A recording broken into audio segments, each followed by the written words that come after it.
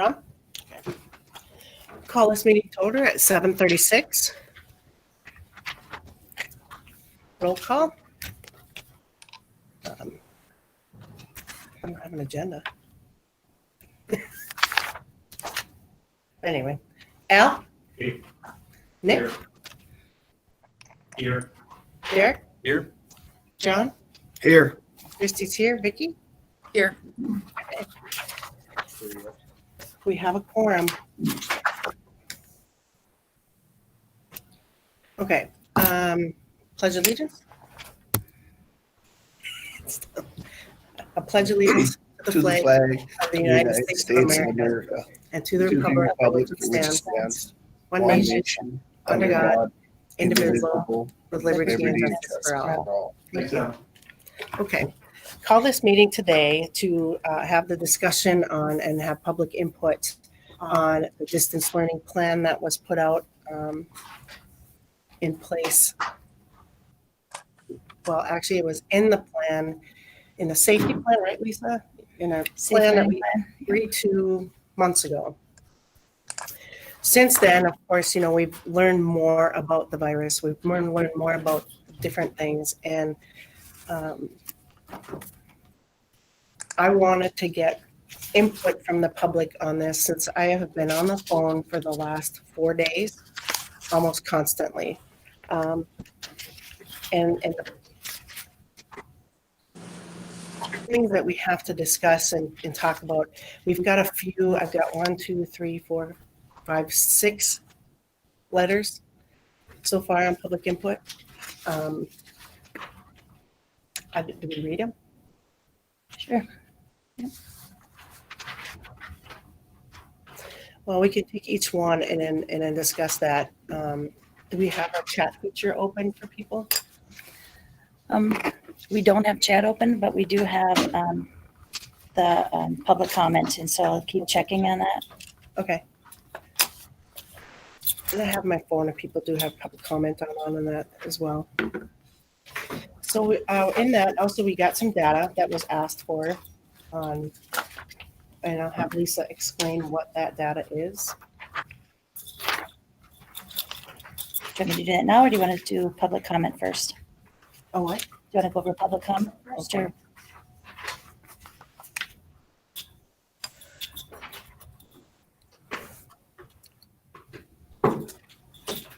Okay. Read them. One of the public comments, and we'll start with input after each comment or after each one is read, and then we can discuss part of that, and some of that might take care of all of this. So I'll start with this one.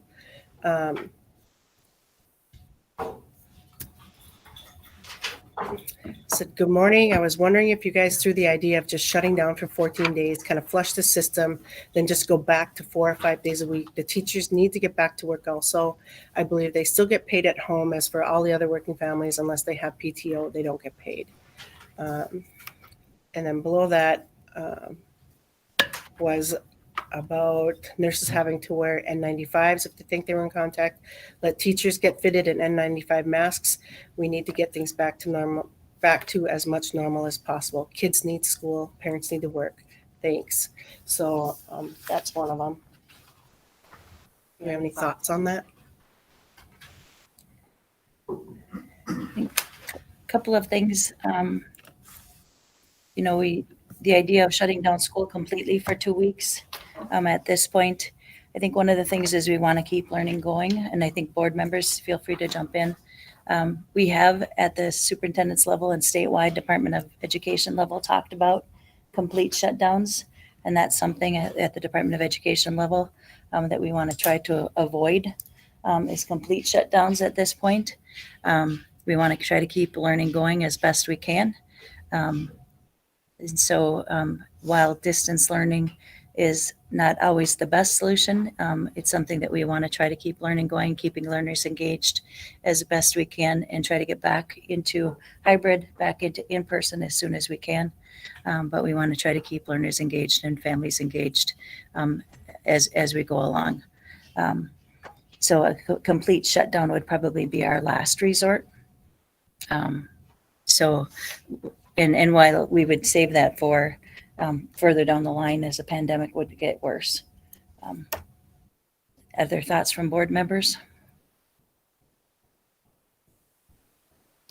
But we have talked about that with public health. We have talked about that as the Department of Education. Those conversations have been brought up, but that has been saved for down the road if things were to get worse. And the N95 masks, there have been discussions about whether that was worth us purchasing N95 masks. And what we've been told is that the significance of those compared to the masks that we're wearing in the classrooms is not a significant difference for us in safety. But we have looked at purchasing those. We do have those available for our staff.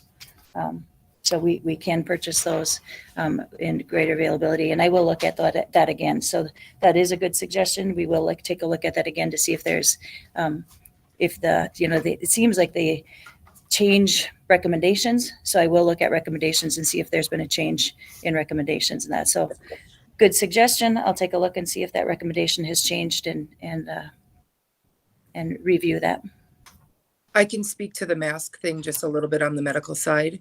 Okay. There's different level of masks, and what we're doing right now in Waubun is cloth masks. Am I correct, Lisa? Yes. We're not.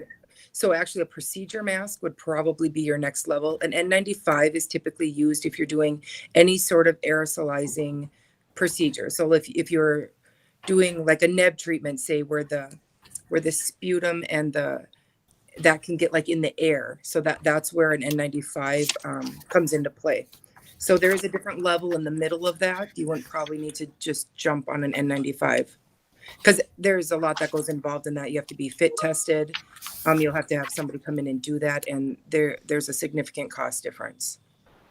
But the information you got is correct as I know it today. Okay. All right. Thank you.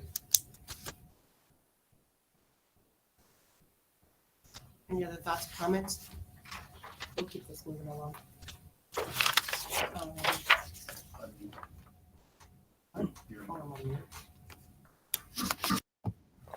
Okay. So we'll keep this moving along if we have no further comments on that one. This one came in. Good morning. Just want to say that working as a nurse practitioner for White Earth Behavioral Health, from what I have seen, the effects of quarantines, isolation, social distancing, and children being out of school have devastated this community far more than the coronavirus itself. You guys hold an entire generation of this community's future in your hands. We will be paying for the effects of our schools, of our kids not being in school for decades. Please ask administration why Mahnomen is able to go in person full-time while our district can't even handle a hybrid model. Has our administration been in the schools filling in and helping out? It is their job to find solutions. When I work as an RN in a hospital, when we were short-staffed, administrators stepped up and worked in the trenches with us. My dad said years ago when he was on the board, I'm going to skip that.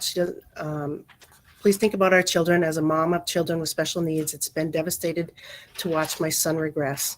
It breaks my heart that him not being in school may affect his ability to function as an adult, and I feel helpless that I may not have any control over my kids being able to receive an education. Distance learning does not work for us.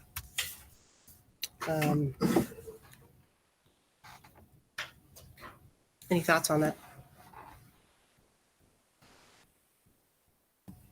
I don't dispute anything she says. I get it. Everyone gets it.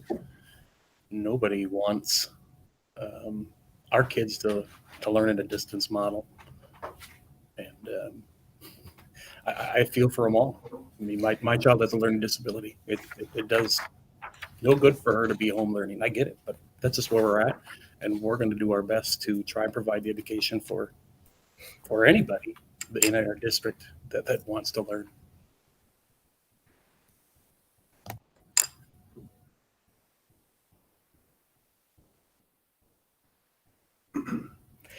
I don't think there's any right answers here. I mean, this is a difficult decision at best. I think I've been on the board for several years, and this is one of the most difficult decisions and scenarios that I've ever encountered. She brings up Mahnomen, so why can Mahnomen stay open? So go over that so that the public knows. Mahnomen has, they started up their year and they have their elementary and in person. Lisa's on mute or It helps when you take your mute off. My apologies. Mahnomen started out their year. They are considered in person and then secondary hybrid, but they have more than half of their students doing distance learning. So they have on site about 300 students, and so they have much less students in that they're serving on site. The other issue is they only have 2 positive cases and no close contacts. So their COVID, their school-based COVID situation is much different than ours. And so some of the statistics we'll go over a little bit later. Just in October, we have 65 close contacts and 8 positive cases.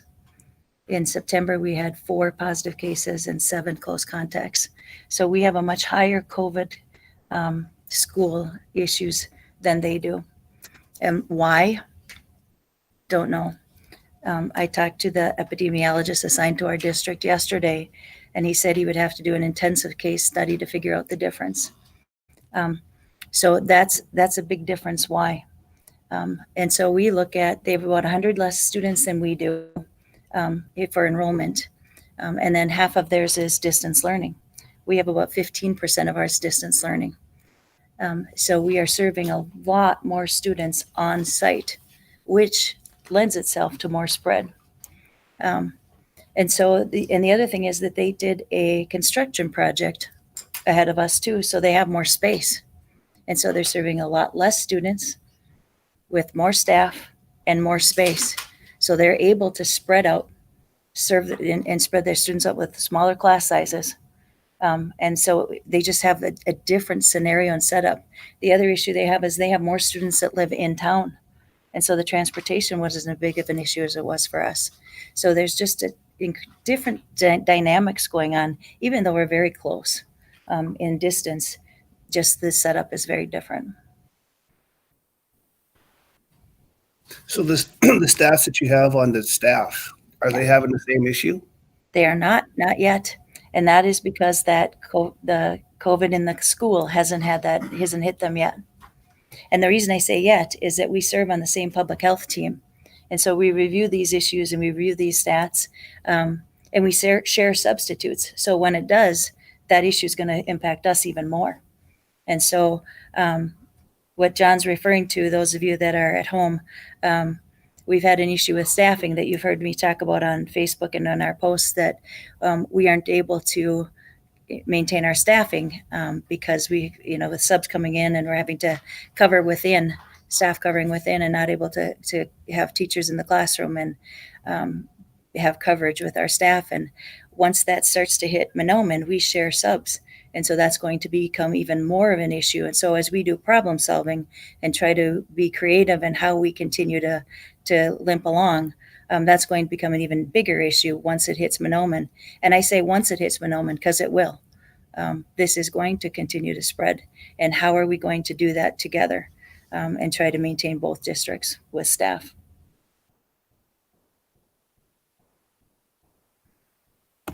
Lisa, that brings up a pretty good point that I talked to some staff yesterday, and a common theme is they feel as though they're not being collaborated with. We have staff that feels we can make this, we'll cover for each other. We don't have to do this now. Have we been doing that? Because to me, if there's a staff issue, the first people we go to are the staff. And we have been going to staff, so I would be interested to find out who that is. And I don't know if Eric, if you want to jump in on that. We've been very fortunate in that for our teachers, when there's somebody absent, I've been very fortunate. I will say my staff has stepped up and they do fill in, and I know Lori's staff has done the same.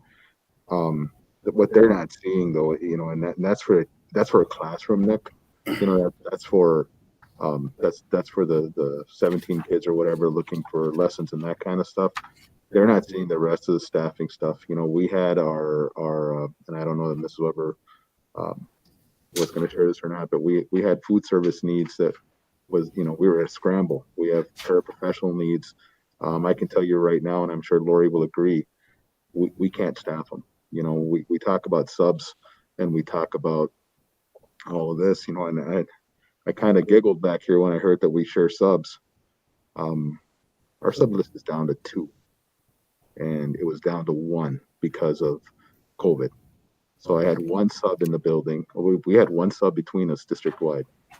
So, I mean, that's the reality of it. And I will give it up to the teachers. Every single time I ask, they've stepped up and they do exactly what we need them to do. But there's more than just the teaching. Right, and I get that, and I mean, and those are the same things I heard as well. I mean, everyone's trying to pull their weight, but if there's ideas out there with the staff, and I can't help how they feel, nor can you, but if that's how they Right. feel that's a problem. If the staff doesn't feel as though they're being collaborated with to try and fix the staff issue, that is an issue. Yeah, and I think one of the mistakes that we're making is we're identifying it as a staff issue, and it's really a people issue. It's what do you do when you're forced to quarantine for 14 days? I mean, I can tell you right now that I have a lot of teachers that would rather be here than quarantining. But those are the rules. I have a lot of staff that would rather be here than quarantining. The paras are the same way. The cooks are the same way. This is not ideal. I think Christy said it earlier. This is a tough decision, and it's one of those things that, I think it was mislabeled as a staff issue, and I understand that you're going to have different interpretations, but I think when we labeled it as a staff issue, it's a personnel as far as filling in positions, and it's not just the teaching; it's everybody. Because I think, Christy, you had another staff person get a hold of you with another point of view about where they're at also, right? Yeah, oh yeah. I mean, I think they're all over the spectrum. I think they're all over the spectrum. Some are feeling deflated and unappreciated from the comments on Facebook, and I don't condone that. I mean, you can have your opinion, but don't take it out on the staff. They're the ones that are there for your kids, and I think that that's not something that is necessary. I appreciate every one of the staff for everything that they do and how they take care of business here at this school and how they interact with your kids through this pandemic. It's difficult at best. Besides that, let me find it.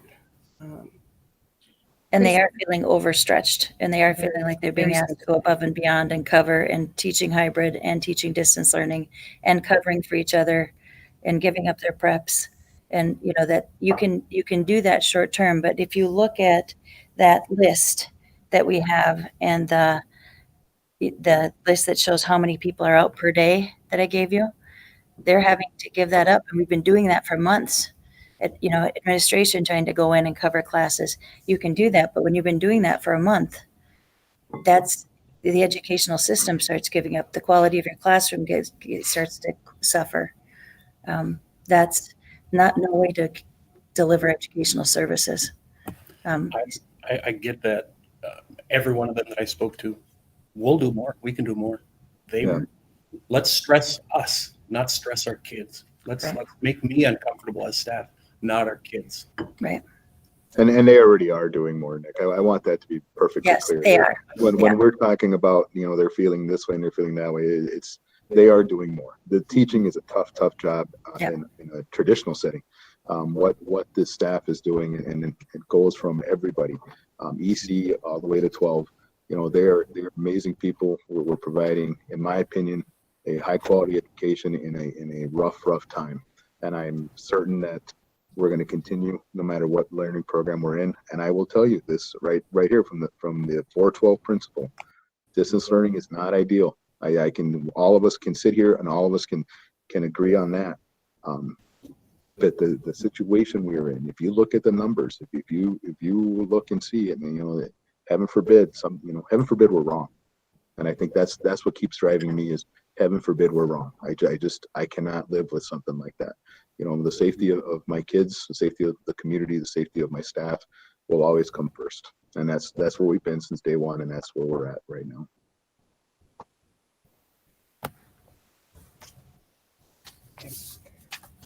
I think that's the sentiment from a lot of the staff. You know,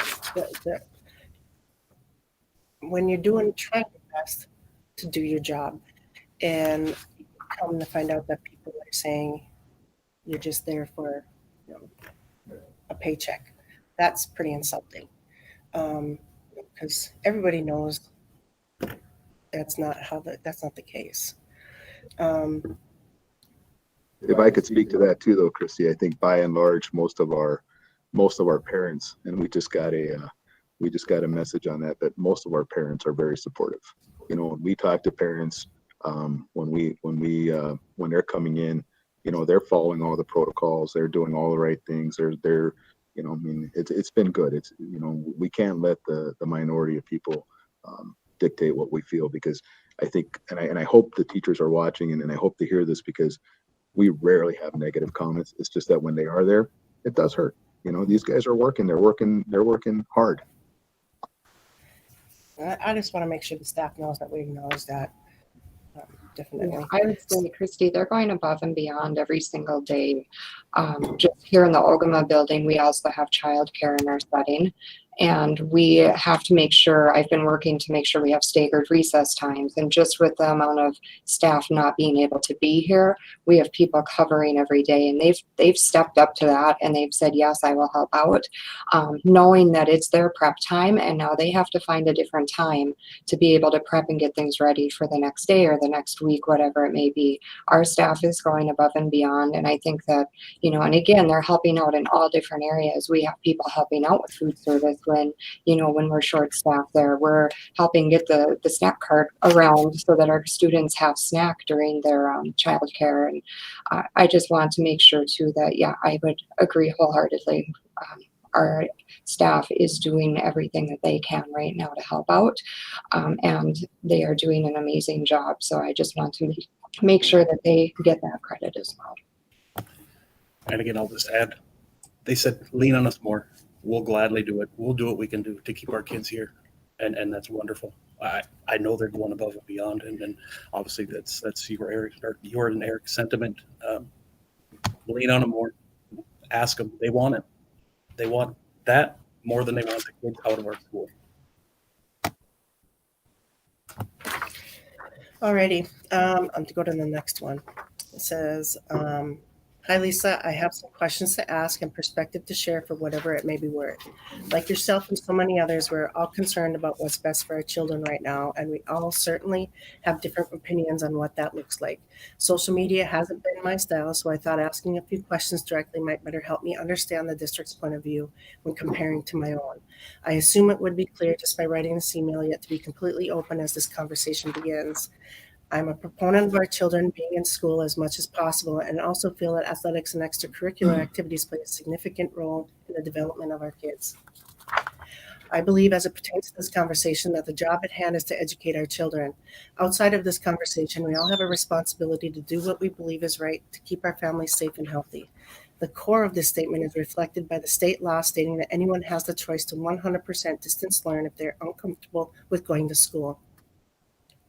Everyone has a choice. However, no one has a choice if the building is closed. It appears our administration and board's focus is currently a mesh of these two principles, and I believe needs to further focus on the education component. I can understand how this happens during the unknown of this pandemic. However, as more and more data becomes available, there is an opportunity to refocus. I think we all see the infection and mortality rates, so I won't digress further. Perspective from a health standpoint is that if restaurants and businesses can be open, so can our school. We all have a choice whether or not to go to any of these places. More specific to the point, if we can mesh our hybrid group A, hybrid group B, full-time distance learners, Mahnomen athletes, and the opponents we are competing against in any sport, then we should be able to have our school open. 2 days ago, we announced our school will be closing, no details on a return. Today, we advertise movie night. I feel it's safe. How can a district have social and athletic events and not education? Is there data that supports one over the other? That's a question we'll revisit here too. Are we closing based on infection rates or staffing levels? Will we plan to reopen based on infection rates or staffing levels? Is it difficult to digest and plan with no communicated plan or end in sight?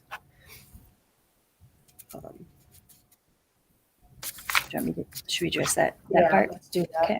It's addressed. There's more, but let's do that. Well, the primary issue originally was to look at the staffing levels and having struggling being able to maintain staffing levels, and that's the primary decision making, was the issues with staffing. And the other concern also is the COVID levels in our counties. But the main reason is staffing levels and being able to maintain those. And so that is the driving issue. However, in the last 2 weeks, like I said, the other primary issue has become the COVID levels. When I looked at the last 2 weeks, we've had 50 close contacts and 5 positive cases in students. And so that is also a growing concern. When you look at the case counts for October 4th to October 17th, in my public health meeting yesterday, Becker County is at 50.4, Mahnomen County is at 70.83, White Earth is at 96.82. And in those discussions in our public health meeting, as well as in the epidemiologist that's assigned to our district and in our area, we are looking at being a mandated district, distance learning district. So one of the concerns is that we have community spread in our school setting when you combine all of those issues. So that has become a growing concern for us also now. But initially, when we looked at this distance learning, the issue is not having enough staff to keep the school open at this point, and having to continue to fill within. And so all of those issues combined is looking at distance learning. To speak to the reopening plan, when we look at how we play through and we look at the trends of that staffing and not having sufficient subs to be able to help us out with that, we look at those trends and the high level of those trends and how those play out. I had posted that we would be looking at that at 3 weeks. And we've gotten some questions of why aren't you saying a 2-week reopening? And why aren't you setting a hard date? We can say we're going to look at this reopening and set a date. One of the concerns has been, as we visit with other districts and we visited with our health team, is when you set a hard date, people get really angry when you move that date. We can visit as a board, and if we want to set a date, and say this is when we're going to set a target date and reassess, we certainly can do that. As we looked at 3 weeks, that would be that Monday, the 10th, right after Thanksgiving. And that would be a time I think that we could play through and make sure that we've got that staffing, those trends. That would be a good shot at having those trends work its way out. And if you look at that, the number of staff, that would be a way to work those trends out. I think as we worked with our health partners and saw those through, that would be a way to be able to work those out. When we look at the high number of close contacts and positives, that's a reasonable shot to say, yeah, we could be ready to come back by then. With our case counts being high, who knows? It really, the big thing is how does it affect our school counts? The other thing is to be able to come back when you're in a mandated distance learning site is that you have to prove that your counts are down. The important thing for that as a community is what are we doing when we're in distance learning? Are we following safe distancing? Are we being careful with the choices we're making when we're at home? And so that our counts can be down, that our case counts can be down. Are we making safe choices? And so we can be monitoring through the public health sites. We can be, we'll put out, how do you report cases? We'll do that because we still have to be reporting. We'll still have White Earth Nursing working with us. And so we still have to be doing all of those monitoring and so on. And we'll still have staff working with families, working with students. And so we'll still have those systems still in place so that we can prove that we're ready to come back as soon as we're ready to come back. So I think if that's helpful to the board, helpful to staff, helpful to the community, we can set that date as a checkpoint to say, are we ready to come back? Board thoughts? Would that be helpful? I'm just a little bit confused. So you're saying that we would come back on the 10th, but wasn't that the date that we were going full distance? I'm saying that after Thanksgiving, that 3 weeks, we would set it would be So you're saying 3 weeks out from when? from the 10th. So we would come back. Like the first, December 1st. December 1st. I'm sorry, did I say the wrong date? Yeah, December 1st.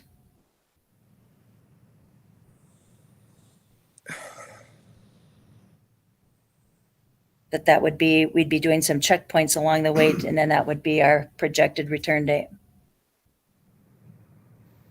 Why can't we come back if after 14 days, if the numbers are better? Why can't We would do we're going to do keep it open?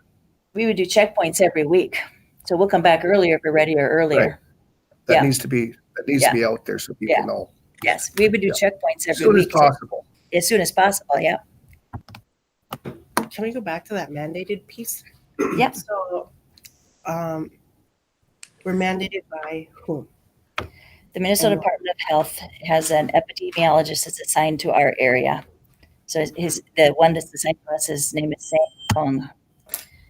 And they do an assessment of your numbers and your school. And the biggest part they look at is your school setting, and how COVID is your COVID activity in your school setting.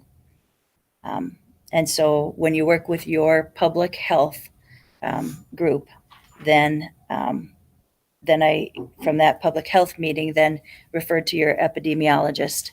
And so then after the epidemiologist consultation and visiting with him, and he made his recommendation, then, or his determination, not recommendation, determination, then I visited with Heather Muller, one of the assistant commissioners, to make sure that he had the authority to do that. And she told me that he did, that's what his job is to make those assessments and determinations. Then I would actually want that in writing from them, Yeah. that it's mandated. Because Yep. if that's Department That's of news Health, to me. Huh? That would be news to me. Right. So we need to actually get that in writing prior to any of all this happening. Yeah. If that's the determination, but on the other hand of things, do they monitor our district specifically, or do they monitor all districts specifically, or is this something that we called and asked them? Is this something that we brought our own attention to, or is it something that they just said, you know what, Waubun, this is your case counts, this is what's going to be happening? This was after it's the process after you have your, after you're referred to your health meeting, then you have to do that. So after you have your health, after we have our regional health team meeting, then you get referred to epidemiologist if your numbers are high. So it's the process. Okay. Alrighty. I have a comment I'm going to read these comments real quick and then I'll finish up with this one. Can us parents step up and help staff? Of course. Of course you can step up and help staff. I would actually hope that after this meeting and that what they're hearing and seeing that we need help, that they will step up and do that and absolutely call the schools and say, where do you need me? And I know that there's a lot of, the childcare area, food service, there's a lot of different areas that we can use that help with. And also the next one was, if you have a 4-year degree, you can sign up to sub for certified staff. So if you have a 4-year degree, sign up, we can use you. And so that one will be out there. And then the last one was the University of Minnesota Department of School Health has our school district rate per 10,000 over the last 14 days from yesterday at 3 p.m. is 69.6. Mahnomen's rate is 116.6. Detroit Lakes 68.2, Ulen 84.6, Frazee 69.7, Norman County East is 92.1. So those are some other facts too that we want to take a look at. And I'm going to ask John to actually speak to that here shortly, because he's been doing some spectacular data accrual. We might want to do that sooner than later because he's probably got class starting soon. Okay, well, we'll do that here in 2 seconds. Get ready, John. So the last one that just came in is, can the school-specific numbers be shared to help parents understand where we are? Of course, they can be shared. The MDH daily numbers for the counties do not tell us where in the county this is. And that's where we're talking about that right now. Parents need to make kids out of school mask up. I mean, I've been talking this whole time and I haven't had a... Oh. Just the last sentence there. Well, it said parents need to make kids out of school mask up. Okay. If parents had that data, it would help us understand why the district is making these decisions. Okay. So I'm going to ask John to step up and can you visit with us a little bit more about the numbers and the conclusions that you are doing with that, John, please? Can you hear me okay? Yes. I'm not giving conclusions. I'm not paid to make conclusions, but you guys, I'm a numbers guy, and as you can see, I put those up there. Those are from yesterday at 3 o'clock. And I know that, and Lisa was talking about the numbers earlier, and us being about 50. It's much worse than, as far as numbers go, it's much worse than what the numbers that she was saying. And again, I just caught these yesterday at 3 o'clock when they came out. They come out every Thursday at 3 o'clock. And now this is just the school district. And when you look at the county numbers, I can throw this up here real quick because I've become a very good Google Meet person. I've been, like I said, like I told Christy said, I've been kind of tracking it all the way going back into July. And you can see our rate in Mahnomen County here has just steadily gone up. As of yesterday at 11 o'clock, Mahnomen County was 90.6, and then Becker County was 57.0. And then I started tracking the University Department of Statistics down there started putting these numbers out. Hey, and John. so they put them out every Thursday. Hey, And John, so are you sharing your screen? I was. I can't see it. Can everybody there see it? No. It's just a black screen, John. Okay. Well, You have the wrong tab up, John. Yeah, make sure when you share your screen, you click on the All right, screen let me you try want. again. Well, let's just put it this way. Our numbers are going up a lot. And they're going up. And I was surprised to see yesterday Mahnomen's numbers. It seems like Mahnomen's driving. Mahnomen, either the city or that area somewhere up there, is driving the numbers in Mahnomen County. And like I said, as you can see, the numbers I put up to the side, Mahnomen's school district, that's the school district. Mahnomen School District is at 116.6. As you can see, we're kind of at the bottom as far as school districts go of our area. And that's one of the reasons I went and looked at those. 69.6. DL's just barely below us. Frazee's right there with us at 69.7. But then you got Ulen and Norman County East to the west. They're 80s and 90s. So I just wanted to share those numbers with you. You guys are the guys that make the decisions and all that kind of stuff, but I just wanted to make sure that the data was up to date. That's all I was coming on for. If you guys got any questions about numbers, I love talking numbers. So if you got any other questions, you can go ahead and ask me. But does anybody have any questions about what I just put up there? I guess I do, because what I want to do is clarify what those numbers actually mean. Is that per 10,000, right? That's so Mahnomen has 5,519 people in the county. So you have to multiply that out to get it up to rate per 10,000 over a period of 14 days. And when you do that, then it doesn't take that many cases. But when you take out the fact that in Mahnomen County, and I was doing this math last night because I kind of figured I would go on here. When you take out the fact that Mahnomen has a little over 1,000 people in it, subtract those from the 5,519, our population density in our district is actually quite small.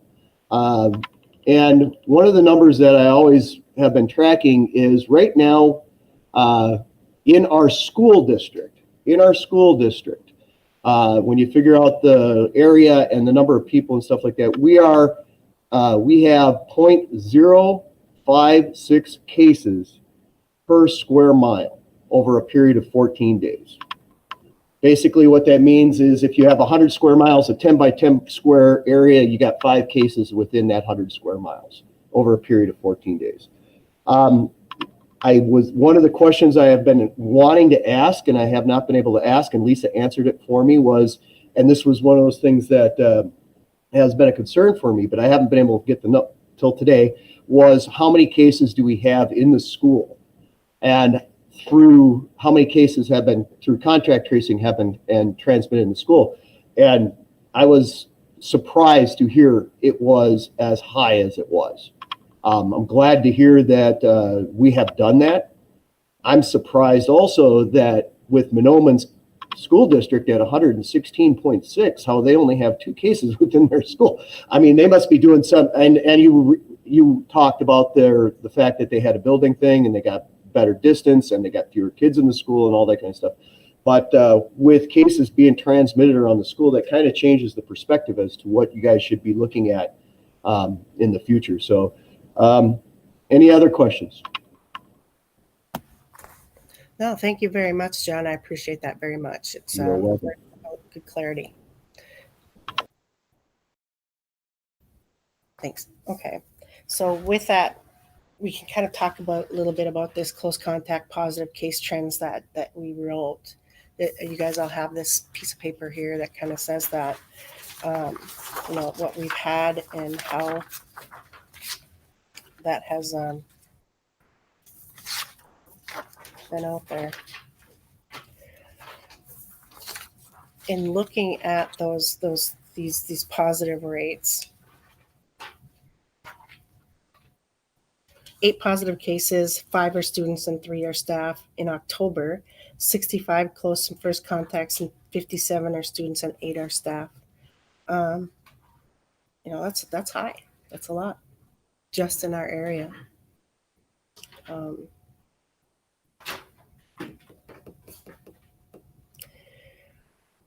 What do we do with this data? How you guys feel about that? So are any of these in family groups or, multiple in a family? Some are, yeah. A lot of them are, some of them have come from, Yep, some of them are, and some of them have come from family gatherings, so that they've called in and said they're not coming in because of a result of some family event. And so they've had a positive contact at a family event. Some have come from, other positive contacts or, something from in school, but most of them have come from community events outside. So almost all of our positive cases and close contacts have come from outside events and then being brought into the school. Very few have been from, in school, but then it's brought into the school. And so, and so to clarify though, your positive cases are leading to your close contacts in school, not necessarily positive cases in the building. Correct. I think that's key. Yes.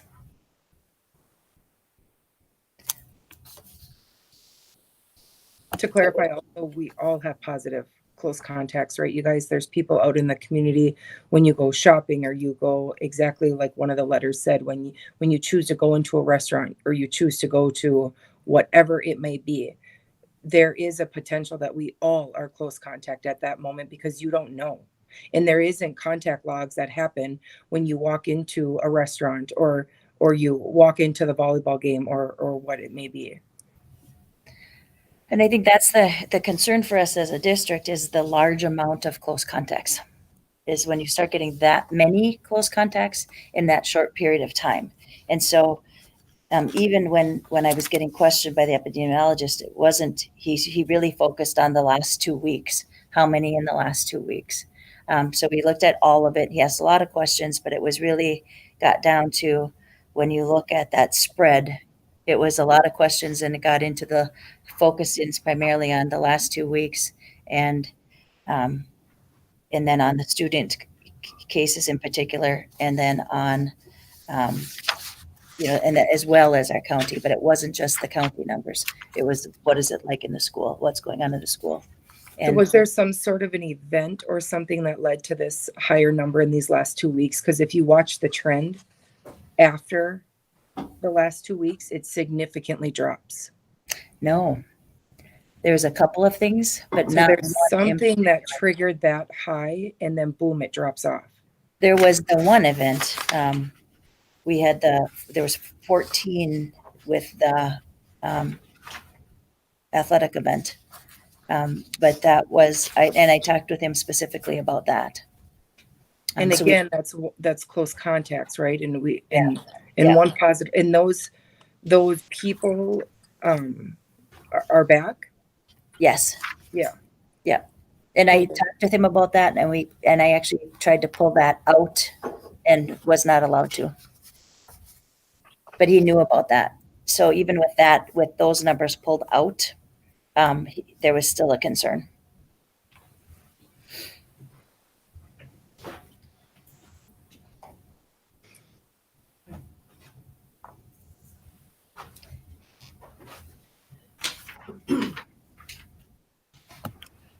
Okay, so For we that, have, for that gentleman, for the epidemiologist, I mean, the close contacts in relation to the cases, obviously a close contact, not as bad as a case. How are they viewed by them? Is it, I mean, obviously, is that, so it's just solely potential people that could spread it?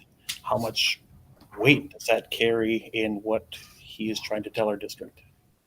What he talked about was that close contacts are potential positive cases. And when you're looking at, he talked about when they're out in the community, lots of times in the community, they can be clusters in a community, and lots of times they may be in nursing homes, or they may be in jails, or they may be in controlled environments, or they can be in families out in the community. But when they start coming into your school and they're across your community, when they're in your staff, they're in your students, they're across in both buildings, they're across the kind of across the environment of your school community, then that's spread. And that you need to be concerned about that, and that you need to go to distance learning to get some, to stop the spread.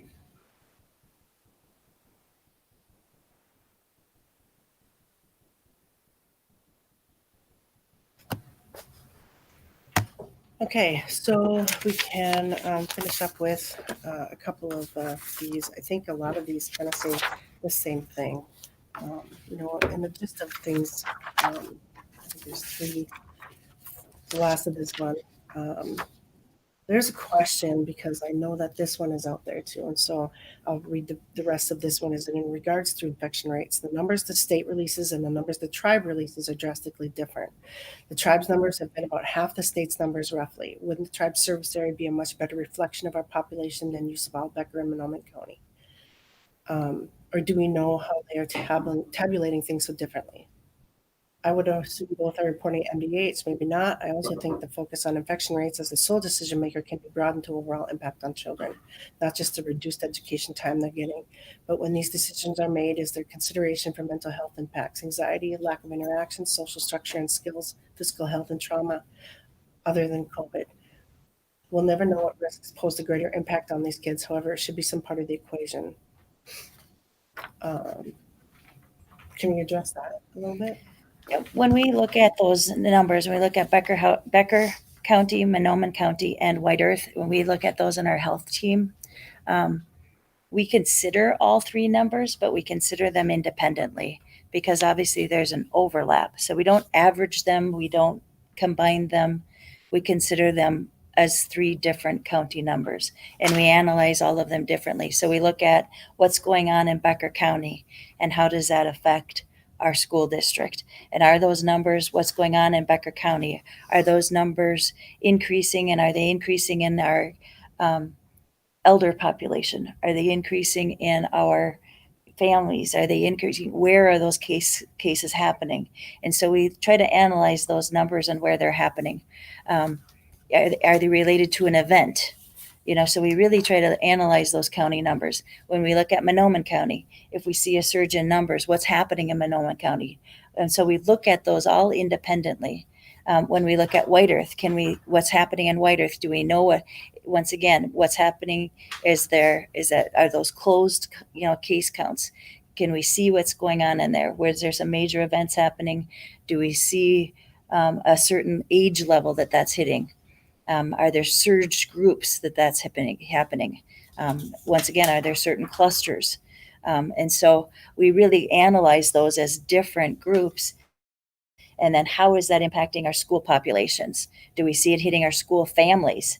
And so we look at those as three very different numbers. And then how do those different numbers affect our schools?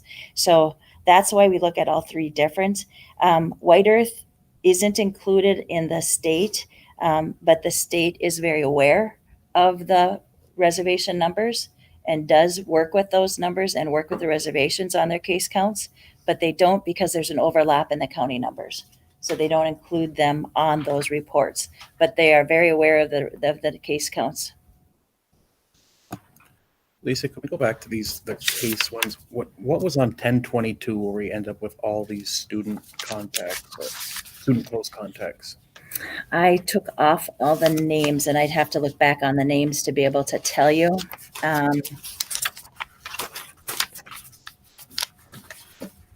That would have to be, some of those would be that activity. Oh, okay. Yeah. I'm just That's looking. good. Yeah, that would include the activity. And that one athletic activity, then, that resulted in, obviously there's a case. Yeah. And no other cases resulted of that out of. No, not that I'm aware of, no. 30, 40, let's say 20. There's 14. There was 14 in that activity. The other ones aren't related to that. Oh, okay. That speaks to what our kids are doing and what our coaches are making the kids do, and they're buying into it. That Yeah. You hate to say that's a success, but it just demonstrates what we're asking the kids to do. The buy that the kids are taking in this, it's working. Yeah. And school seems to be safe, kind of. That's a small win there, that the other 14 students did not get it from this.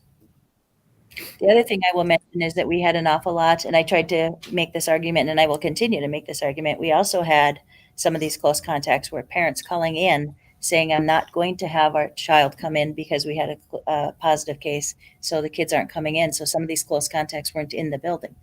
And so thank you to the parents that are doing that. And we need to continue to do that so other children were not exposed. And so that's a good practice, and that we need to continue to do that.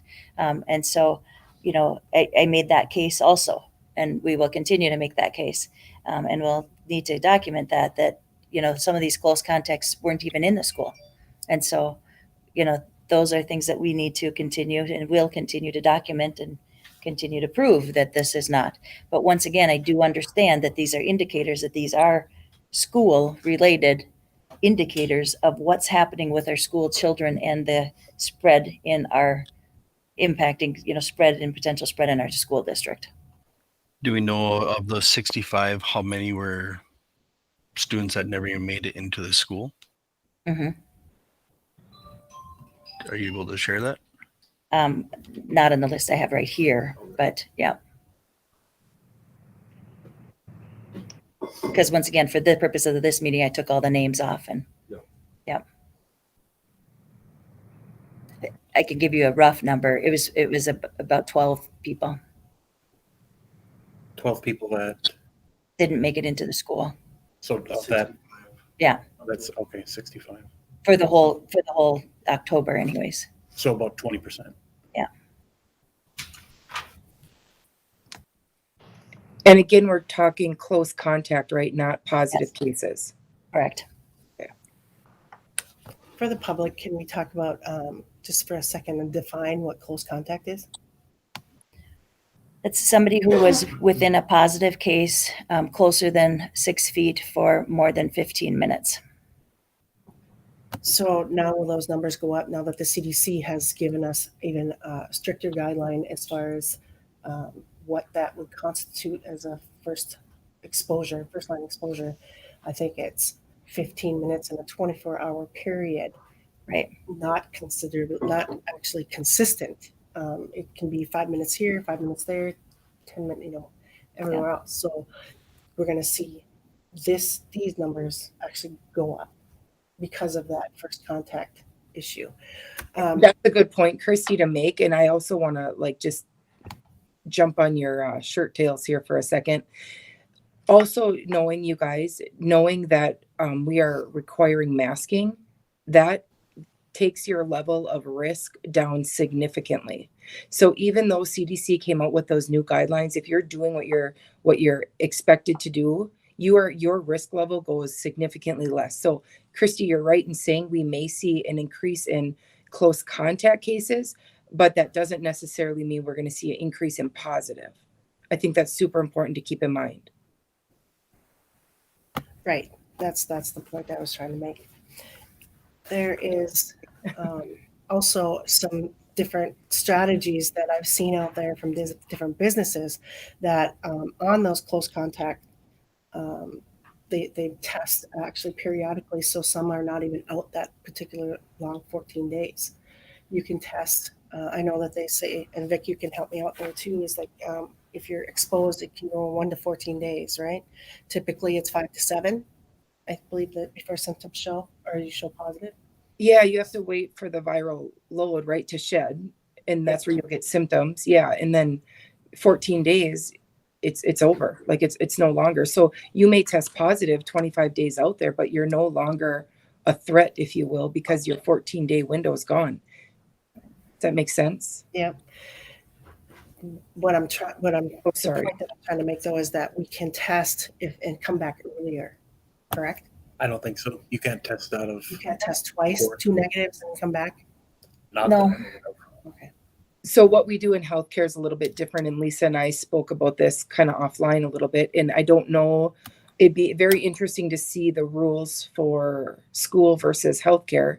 But yeah, we have a workability line that our staff call if there has been any sort of contact, and they go through an algorithm, and then we have them tested. And then as long as they're negative now, they're back to work. And if symptoms arise, then we deal with it then, knowing that the expectation is all staff inside of the 4 walls where I work wear mask and goggles at all times. And the Because decision it increases your risk significantly. and the decision-making tree for the Department of Health for childcare, youth, and education is that you can't test out of that process. You have to do the 14 days regardless.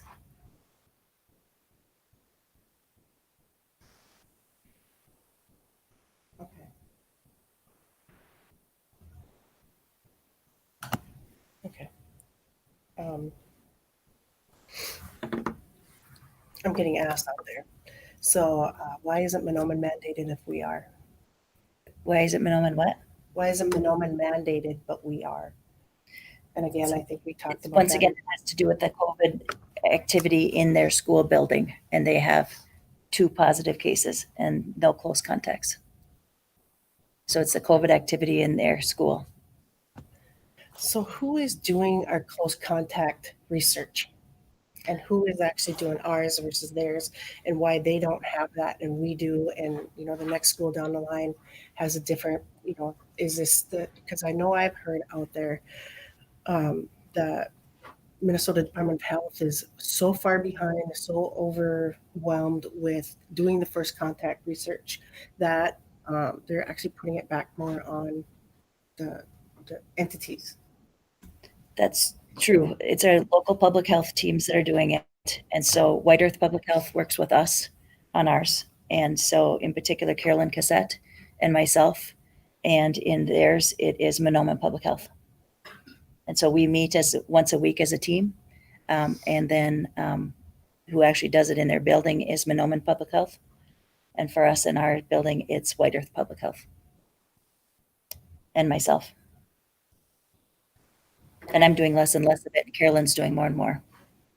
So if Mahnomen has no close contacts, they must not have had any students participating in that activity. That's not true. Good point. It's a great point, Al. Yeah, I think there's some disparaging, conflicting information that's out there. So, I'm hoping that we can, I don't even know what we can do with that. I know. So, Ned. Okay. All right. So we have one. Has it been considered to switch the older grades to distance learning and using Waubun support staff to help Ogama? I just got that same comment on this side too, guys. Yeah, it's on all of ours. No, a personal text on that same. So another family. Okay. I think there's an assumption that if we switch to distance learning, that isn't intensive teaching still. That's still intensive teaching. It takes required, teachers with acquired license to teach distance learning. And, that would take that staff to teach that. We wouldn't have additional staff to go down to Ogama to teach. They would be assigned distance learning. I don't know if you want to speak to that any more than that, Eric, or.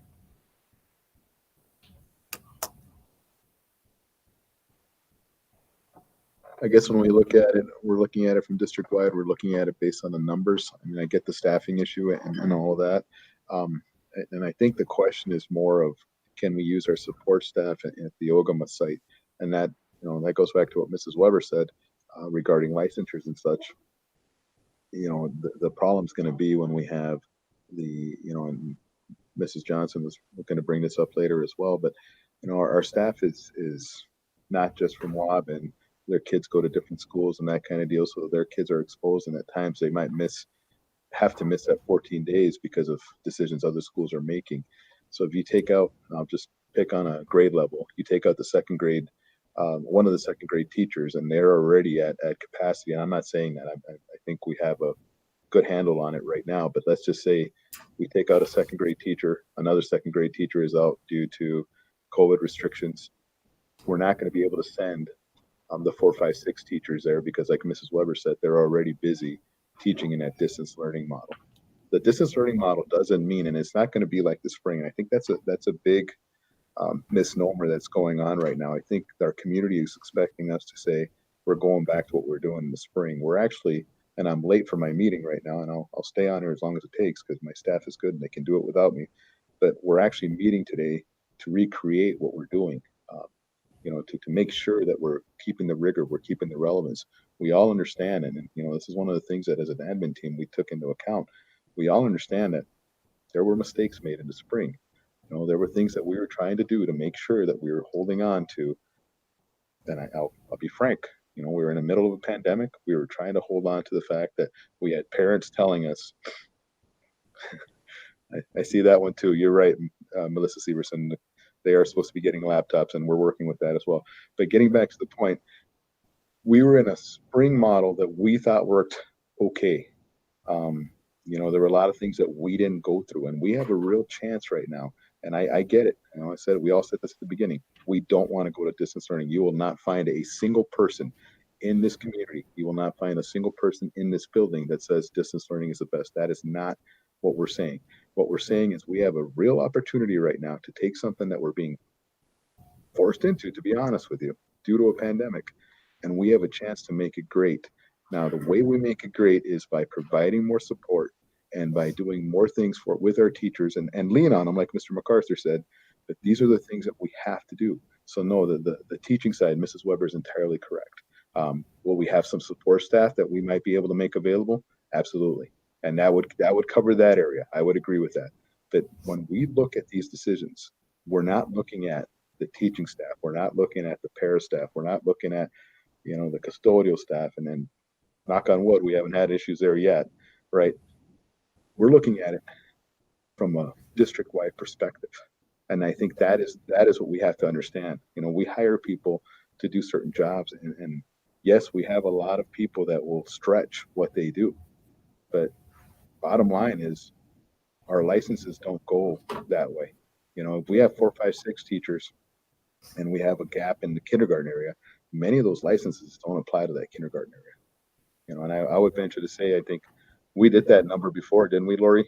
There's a lot of people that don't get that kindergarten licensure, and the opposite is true. The opposite is if we needed the 4, 5, 6. So that's what I have. So the Long-winded, I'm sorry. So the state doesn't allow, even in this pandemic, for that licensure to extend over. If a 4th grade teacher needs to help out with kindergarten class, they won't allow that.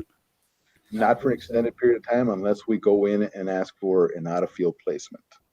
And I will give the state credit there. They've been very good about giving us out-of-field placements. You guys see them in the notes when we provide our deal. But the fact is, we're going to be going into this model, and and Mr. Zima here made a good point.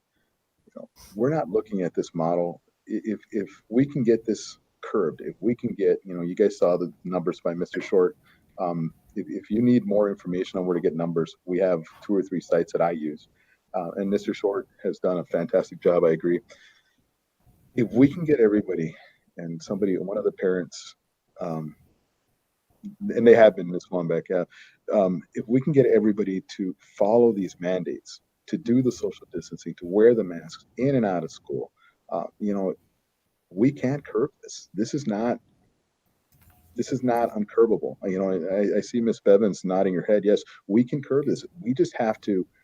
We got to do a couple of things here. We have to socially distance. I mean, that's number one. I love burgers, man. Look at me. I'm a big guy. I love going out to eat. I love going to have fun, all that. It just isn't worth it to me. I come in and I deal with people every day, and that 6-foot radius, it's hard for me to follow sometimes, and I can just imagine what happens out in the public, and you see your friends and you see this and you see that, if you look around, that's what I think is the issue. And I think when we're looking at this distance learning, if we can all do this correctly, we can come back quicker, and that's our goal. Our goal is to come back, even if it is in a hybrid model. My goal is never to have my kids out of my building, and I know Lori's goal is never to have her kids out of the building, and I know Lisa's goal is never to have kids out of our buildings. But yes, they would work with us. It's just a matter of, by the time the 2 weeks is over, we don't need that licensure anymore. I do have one quick question while I'm thinking of it too. So if this is a mandated, if this is a mandated shutdown, is there a mandated time we have to be off? Can it be a 14-day period and we can come back and the state can't tell us different? We have to just show that we prove that we're ready to come back. And so that's part of that. We have to have that form to show that our cases are reduced. And so I'm just going to be, trying to communicate with them weekly.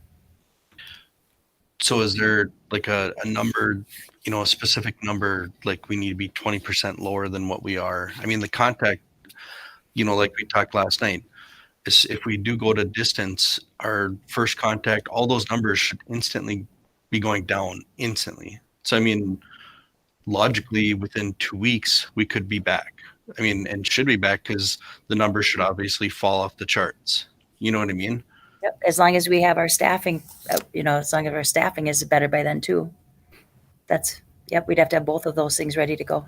Which, yep. I mean, there could still be cases where the staffing could get something from the community or whatever. Right. But in all reality, if everybody's following social distancing, wearing their mask, everybody should be good in 2 weeks. And logically, we should be able to be back in 2 weeks. And this is just a 2 week setback. Yep. So I'm just going to be shooting data at them. Yep. So like we were talking about, the 3 week, that December 1st number wouldn't it be better to shoot from November 10th to like 2 weeks? And then that's our number for coming back, because the numbers should automatically go right back down with once we distance. You know what I mean? Yeah, I'm just worried about the staff number being done by then if you look at those trends. So I can do the 2 weeks just as long as people are ready. That may not happen, because I'm worried about the staff being ready, and I don't want the community to be disappointed and have their daycare to not be ready. So as long as the community is ready, that we may not have that staffing trend ready by then. If we're ready to come back in a week, we're going to come back. So it's possible, like you said before, What's that? as soon as possible. As soon as possible. Yep. But I think people should be ready. I think that staffing trend, if you look at those staffing, that's why we prepared that. But that staffing trend may take a while to work through. So the staff thing again, why the disconnect between what you guys are telling us and what the staff is telling me? I'm a little confused on how many staff you've told, because that's not what I'm hearing from staff. So I'm a little confused on what you're hearing and what I'm hearing. I don't know if that's consistent with what the principals are hearing. So I'm a little confused about that. So I mean, it's not confusing to say they feel they can make it work. Why are you telling us that you cannot? And I think when we talk about that, Nick, I think from the teaching standpoint, right now we're making it work. And I think that's what they're looking at. I mean, I'm assuming you spoke to teachers. They weren't there when, and Lori, I'm sorry, I'm picking on you a little bit, but they weren't there when all of a sudden we found out we had no kitchen help in Ogama, due to this. That's huge. I know that school is about academics, and don't get me wrong, I know that the academics is the most important part, but we're much bigger as far as that's concerned.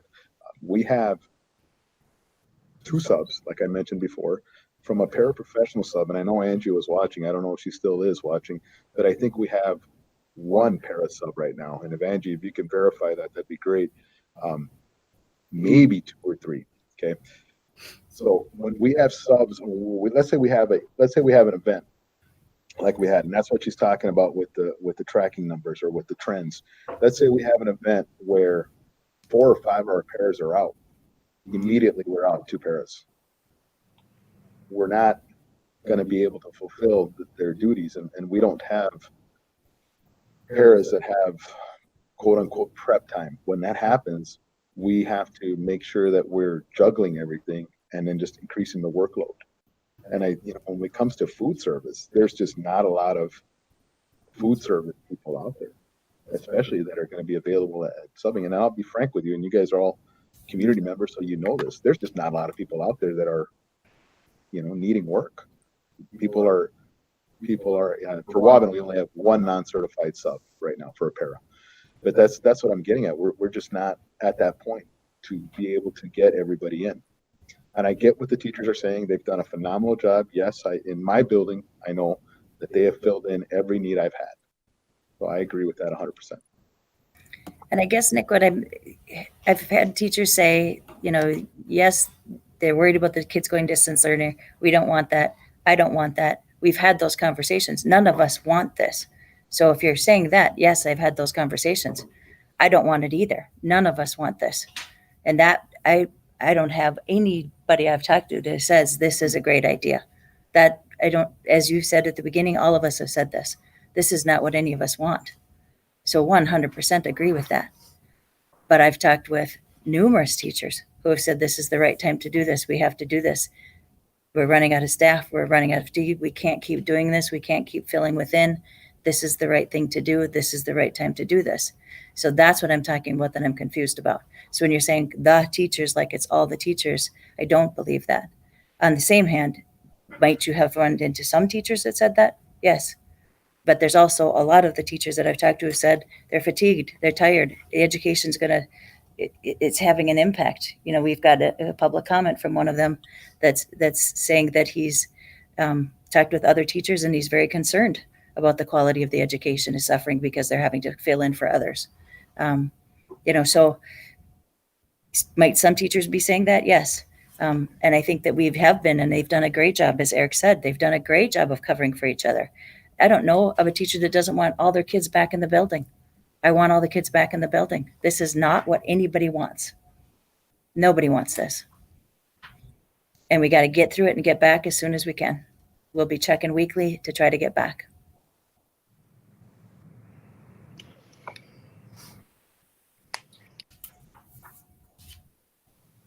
Okay, so looking at the data that you had given us here, Lisa.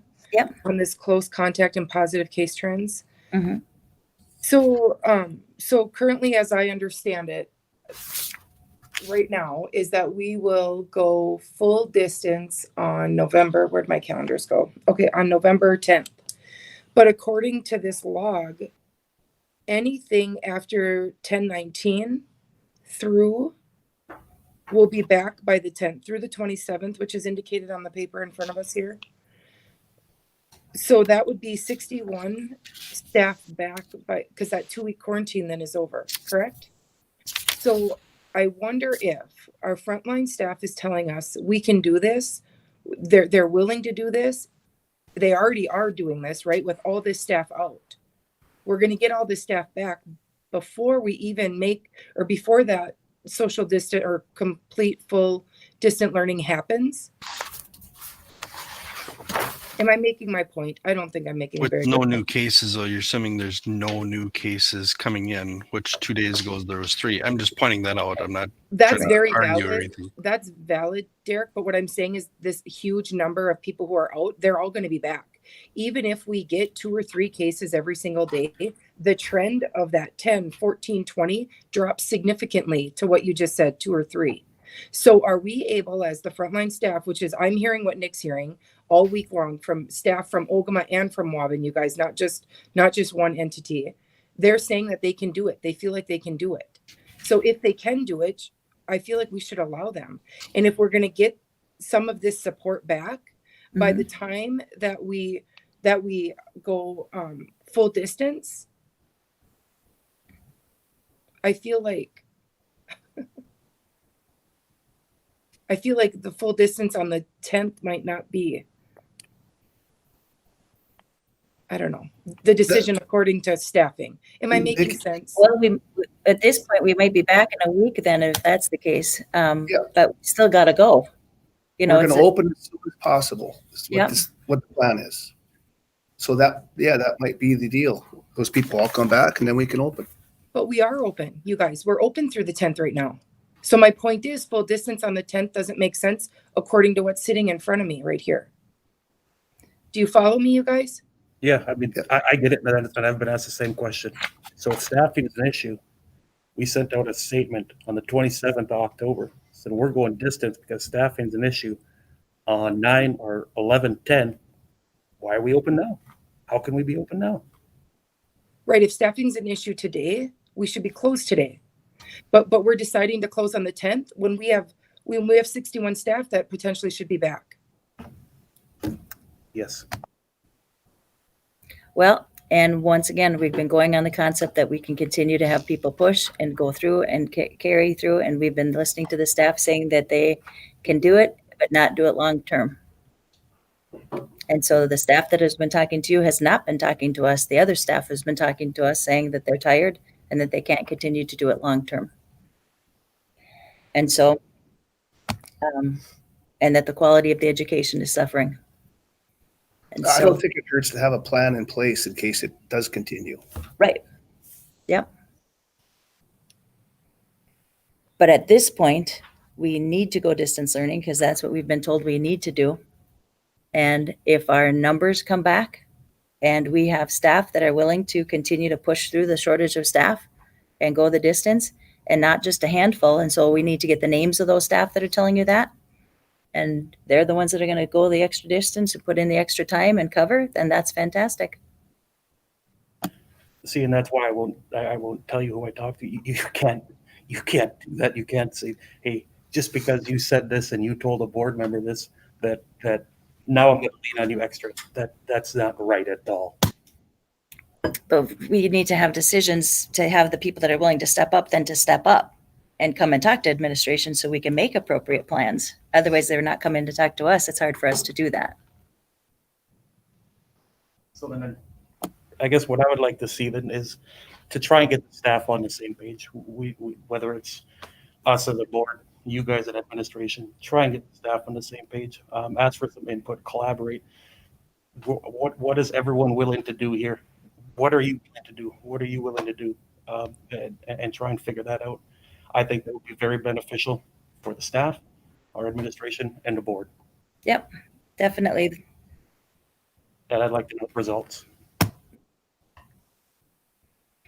Well, I think we need to move forward with the plan we have, but then look at, like I said, weekly, we'll be looking at data, looking at where we need to do to come back. Once again, we need to be looking at providing that data weekly to the epidemiologist, Department of Ed, and get back as soon as we can, and definitely have some hard discussions with staff on what are you willing to do to cover. And with the staff that said they're fatigued. You know, what do you need to do, and what are you willing to do with each other so we can have some common ground? But once again, coming back to the staff, they are working hard and they all are doing a good job, regardless of what their thoughts and opinions are. Oh yeah, I'm not discounting that at all. Yeah. I mean, Yeah. that goes without saying, and I just want to be clear on that as well. And administration is having weekly meetings and is communicating with staff and is giving them an opportunity to visit and share thoughts and ideas. Is it possible to survey the staff so it's more anonymous? Because I think some staff are more apt to not say what an issue is for fear of retaliation of some sort, and give them an avenue rather than having a different opinion than what is everybody's saying, and being on board and being on one team. But you may have some of those staff that decide, I don't feel that way. Mm-hmm. And don't feel comfortable coming to Eric, coming to you, coming to Lori, coming, to a board member even, saying what's the issue. I may just go look for a job somewhere else instead. So giving them an avenue to anonymously do that, and we will get some real input and back, and it can be online, SurveyMonkey, and they can access to all staff, so that everyone has that opportunity to say yay or nay, or I think we're doing great, I think we got a lot more work to do, or I'm overworked, I need help. So then we actually have an accurate picture of what our staff is feeling out there. Yep. I'm getting things from Ogama staff that, I'm overworked, I don't know what to do, I'm scared, but I'm still here, and I have to commend that staff. I haven't talked to many Waubun staff, but I have talked to a few that, well, we do what we got to do, and we're here when we got to hear, so it's all over the board. And I guess it's for me to get a clear picture about staff, give them a day and a half to do that. Unless it's Friday, put that out today. It's easy enough to get a SurveyMonkey out there and have it out there on their web, on their emails, and have them give that option. And then Monday afternoon, we take a look at it. Because then they'd have the weekend to tell us what they're feeling. I don't know. It's frustrating for me too, because I'm hearing, so many different things about how staff is feeling. But I already know how parents are feeling. I feel it. I see it. I haven't slept probably in 4 days. Not very well anyway. And it is a tough thing. This. And to address part of this, the mandate thing caught me a little bit by surprise. So I would like to see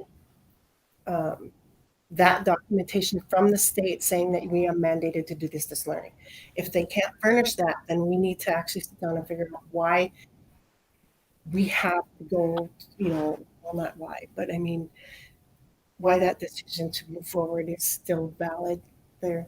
Because this is how that went with this. No, we did not have a vote per se on a specific idea of distance learning this time.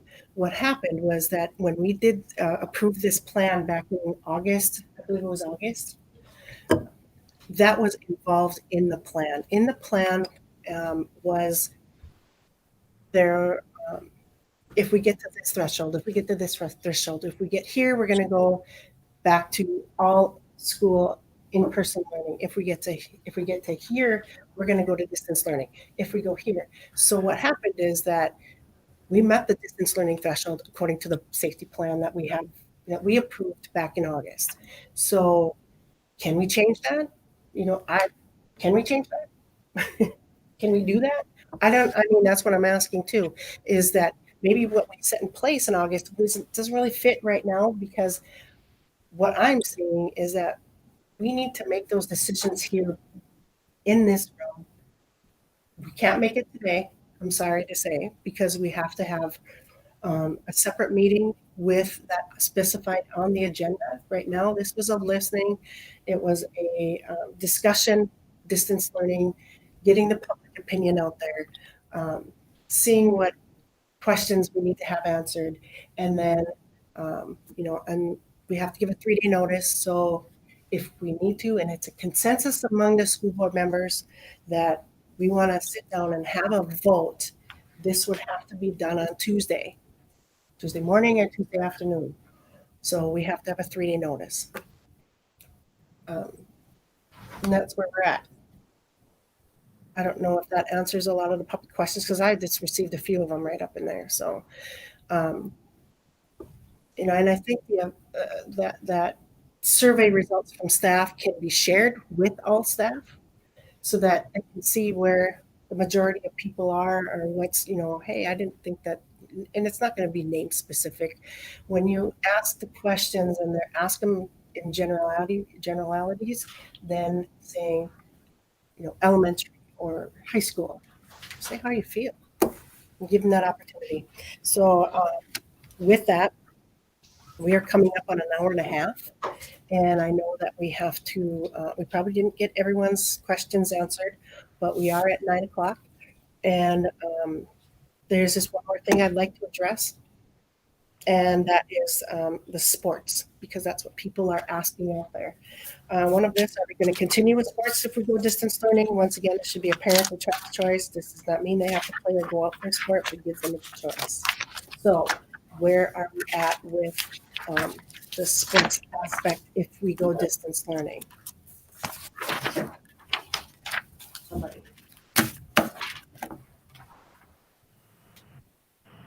If we could do it, I say we do it.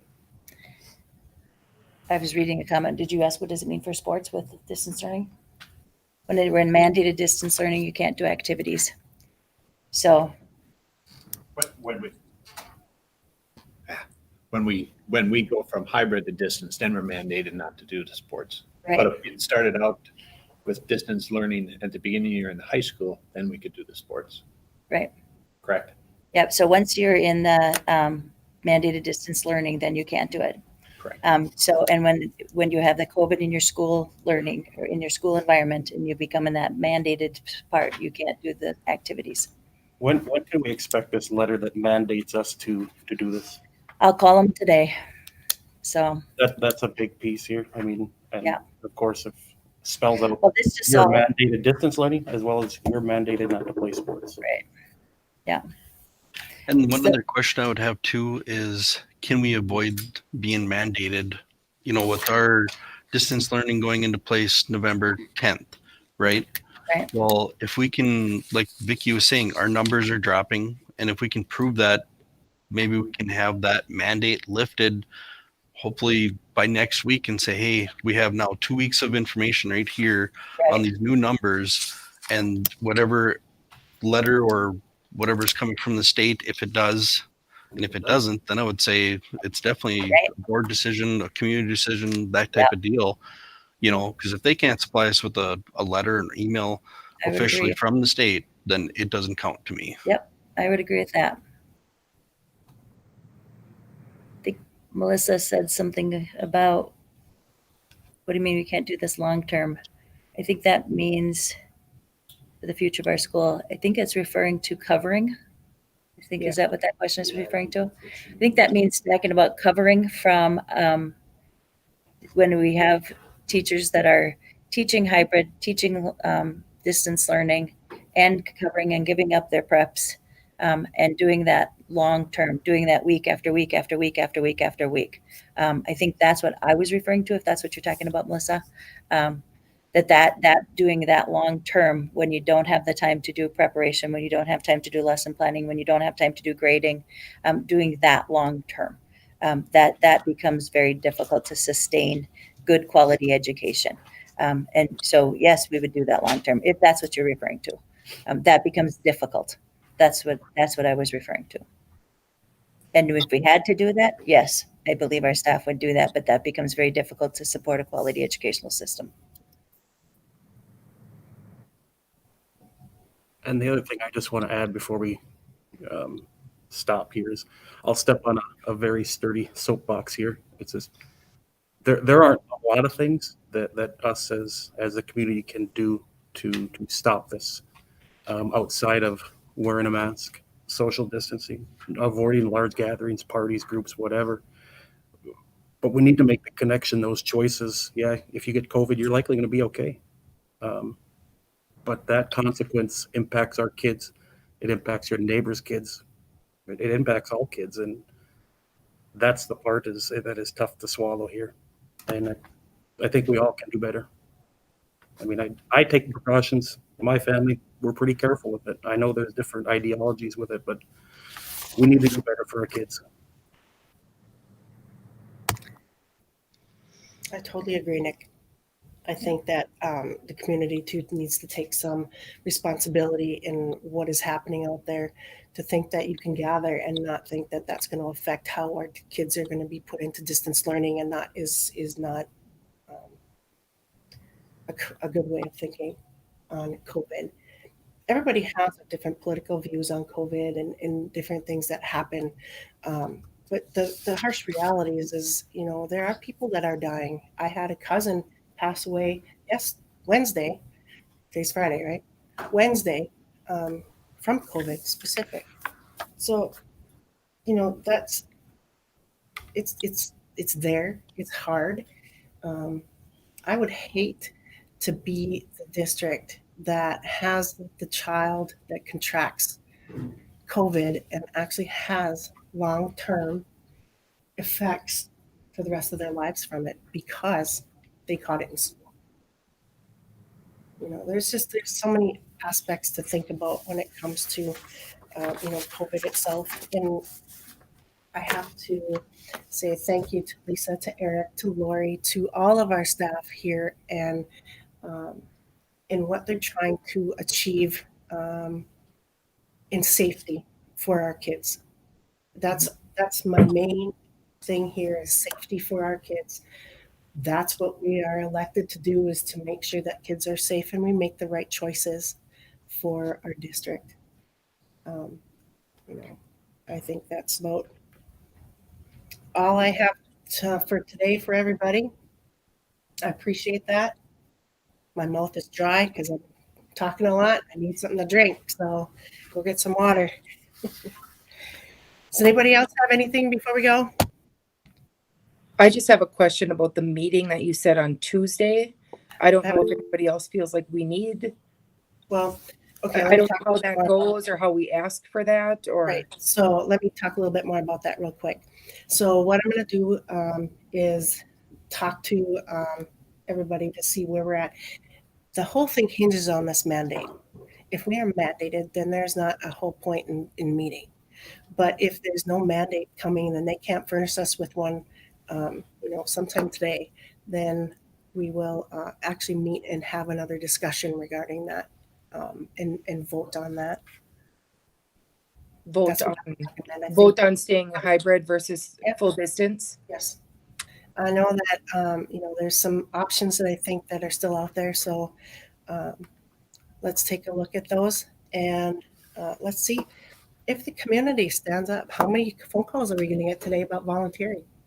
I hope we get a lot. I hope we get, the people that want to help and make sure that this is staying open because of overworked staff. Pick up the phone, apply. So on Tuesday, we'll find out more about that, and I'll get an email sent out about that, and I'm sure we'll have a notice out if we can do that. for a meeting, Vic. It'll be, I don't know if morning or night works for you guys, but if that mandate comes out, then we wouldn't have one. But I think we can set one, and then if we have to cancel it, we can cancel it. Correct, Lisa? Yep, we can do that. All righty. And I want to thank the public for your comments and your interest in the school, and make a commitment that no matter what model we go to, that we will be committed to making the best delivery of educational services that we can.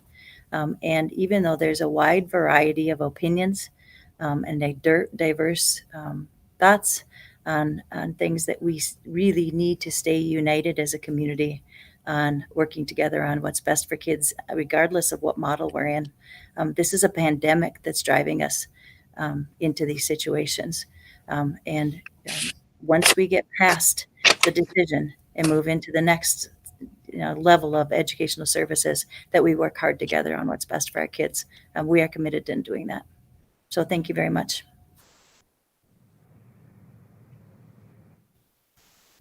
Thanks, everybody. Thanks, everybody. Is that it? All right. Have a good day.